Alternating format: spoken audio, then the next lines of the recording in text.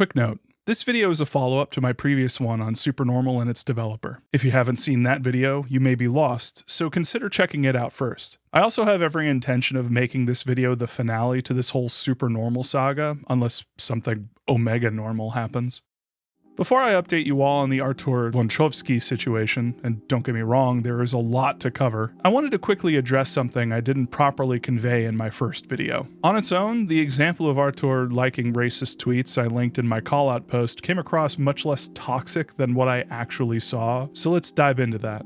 Right off the top, I want to remind you that Artur's likes are gone, obviously. He deleted his Twitter. So you'll have to take me at my word when I say this, but the vast majority of the fight videos Artur liked were white people violently attacking black people. The recording Redrum made of Artur's likes barely scratches the surface of this since it stops in March of 2023. These likes culminated in the most recent fight video in his feed at the time, which called black people thugs and uncivilized while explicitly promoting violence against them, which is also called a hate crime. So with the knowledge that Artur was liking that kind of content, it's not hard to understand why he'd also like this video of a black child falling off of a roof. I've seen the video and I'm not going to play it here, just trust me. It's terrible. Also, thank you very much to CJ for archiving this. Alright, so a bunch of things have happened since releasing my last video on Artur. First and foremost, remember that blurry screenshot of his apology? A viewer kindly emailed me with a readable archived version of it. If you want to read it fully, I've provided a link in the description of this video. So on Monday, January 8th at 1:02 p.m., I noticed I had a DM on Discord. A person named Joe was looking to chat about something regarding Supernormal. What followed was an hour-long conversation where Joe, on the verge of tears, told me that the person he thought he'd been helping for months with Hattori Day's marketing, a French man named Arthur, had actually lied to him multiple times throughout the entire process. See, when I first started paying attention to Supernormal, something that immediately jumped out to me was the huge level of traction the game had garnered, far more than Stray Souls ever had. Tweets from the Supernormal account were receiving thousands of likes, and that was all because of Joe's amazing marketing skills. Heard of Don't Scream or Paranormal Tales? Those were Joe & Co. But Joe was disturbed by what he had seen in my video. He had no idea the person behind Supernormal had liked racist and transphobic things, and he told me that if he had known who Artur was at the beginning of this, he wouldn't have taken the job, a job he normally gets paid upfront for. But he decided to forego that to help out a new indie developer with his first game. Yet another of Arthur's lies. He wouldn't have taken the job because Joe is staunchly against racism and transphobia, and he was upset because he'd been tricked into helping a game blow up that was now being primarily supported by people posting shit like, "I heard the dev's racist, so I'm buying 5 copies." Little aside here, to the people posting that dumb shit, congratulations, you're now the owner of a supremely boring asset flip PT clone. Artur barely edited the house asset he bought from ArtStation. The game's antagonist is a ripoff of Allison Road's antagonist. Most of the jump scares are pre-rendered cutscenes. There are no stakes because if you die, you just respawn in front of the couch. The twist ending is so lazy, it's laughable. And the vast majority of the game has you walking around until you find the password to someone's email account. That's it. Reminder, Artur said the game took 2 years to make.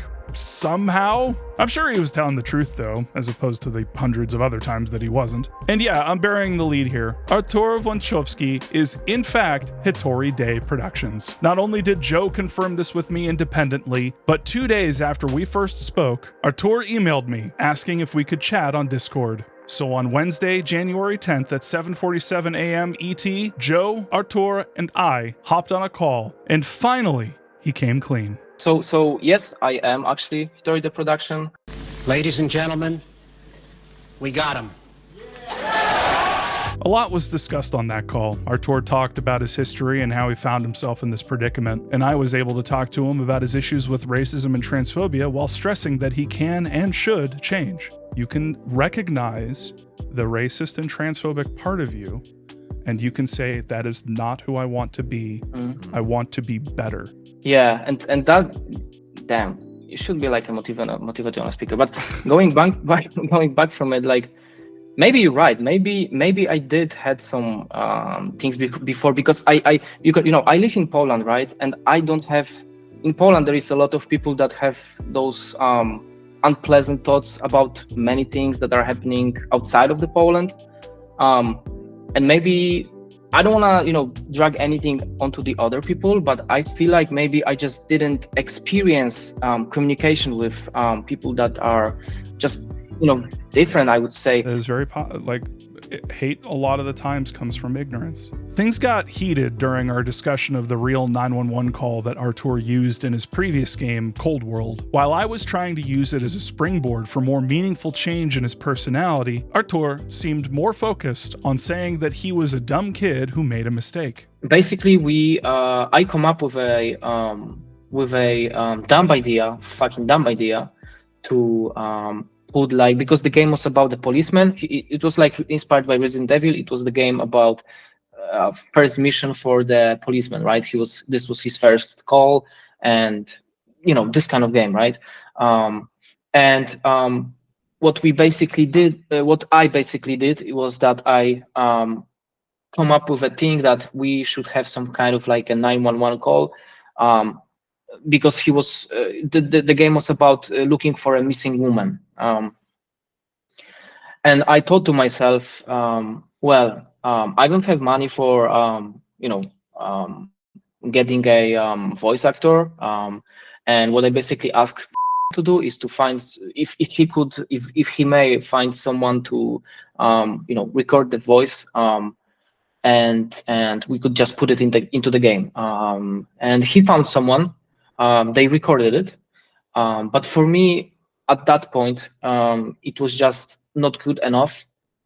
I didn't felt emotion, and I know that it sounds cruel. And right now, when I'm a little bit older, it's disgusting. But I felt that this voice actor didn't really put emotion into the call. So what I did is I basically went to YouTube and typed in 911 call, and I just put it into the game, and it was disgusting.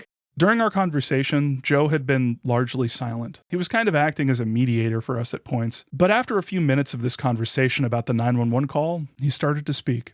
This is hard for me to talk about, but with the 911 call, in an inverted way, I had to, a few months ago, my sister was attempting suicide on the phone to me, and I had to hang up the phone and call the ambulance, and having that listening to what the operator says and what they're asking, and the fear of being out of control and not knowing is fucking horrendous. It's horrendous. I can't tell you how much that affected me. And me knowing that I've worked with somebody who put that in a fucking game, just breaks my heart. Hey, if you're hearing my voice right now, I want you to strongly consider going over to Twitter and sending @IndieGameJoe some love.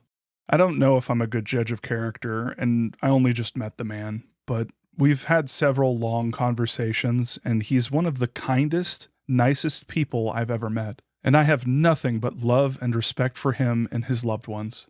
And it's so infuriating that everything Joe worked for, building up his company and his reputation, all of that could have been annihilated in an instant because of some asshole liar who didn't give a damn about how his lies affected the people around him. Joe didn't deserve the bullshit that Artur added to his life. And for that matter, neither did the various other people that were caught up in Artur's bullshit. People like Shadow's Fate, who actively tried to prevent Artur from using that real 911 call in his game.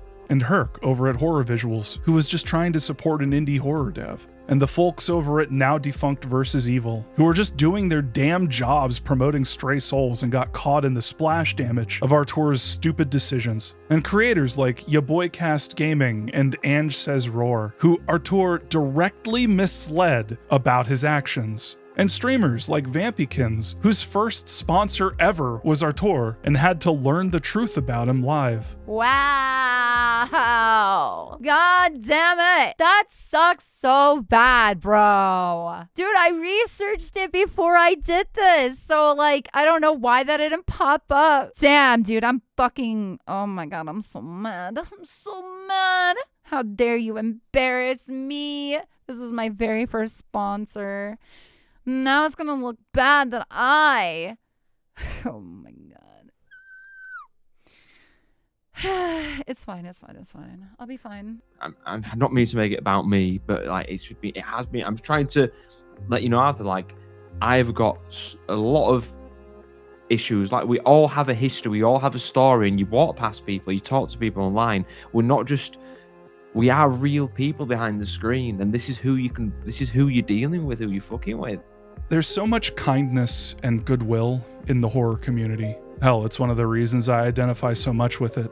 Silent Hill 2 made me fall in love with this space because it's a masterpiece on how horror can be used to promote empathy and understanding by telling a tragedy of what happens without them.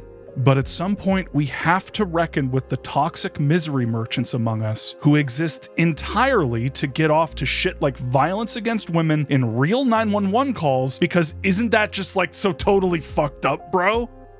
At the end of our call, Artur agreed that he had massively fucked up. He agreed that he could benefit from professional therapy. He agreed to moderate his Discord community and distance himself from the racists and transphobes that he had now found himself in bed with. He agreed to pay Joe what he was contractually obligated to at the end of the month. Artur agreed to donate a portion of Supernormal's proceeds to charity as well. I'll keep everyone updated on whether this actually happens or not. I'll also be donating all money made from this video to KPH, a Polish public benefit organization combating LGBTQ+ hate in the country. Did you know that Poland has places called LGBT-free zones? They're regions of Poland that have declared they don't tolerate LGBTQ+ people and banned equality marches and events. Look it up and consider donating yourself. Will Artur really donate to charity or pay Joe what he's owed? Is Artur just lying again? If history is any indicator, yeah. He's lying to save face, and he'll delete his account the moment he has another asset flip to scam people with. Honestly, I don't think Artur has changed. I want to be wrong. I really do. But it's like that one saying goes, fool me once, shame on you. Fool me twice, shame on me. Fool me 3 times, shame on you, because shame alternates, so on odd-numbered shames, it's actually your fault for taking advantage of my innate hope that people can change. Also, eat my ass. P.S. Remember when Artur said that he was around 6 foot in his now deleted YouTube comment on my previous video? By the way, I'm not 6 foot. Just wanted to... Fuck.